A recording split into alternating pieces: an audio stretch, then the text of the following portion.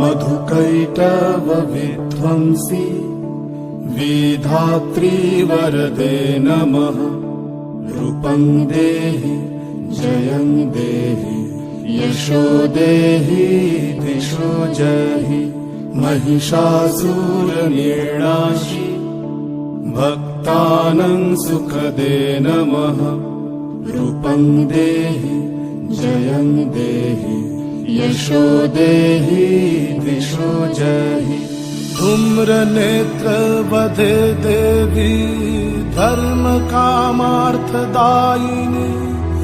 रूपं देहि जयं देहि यशो देहि दिशो जहि।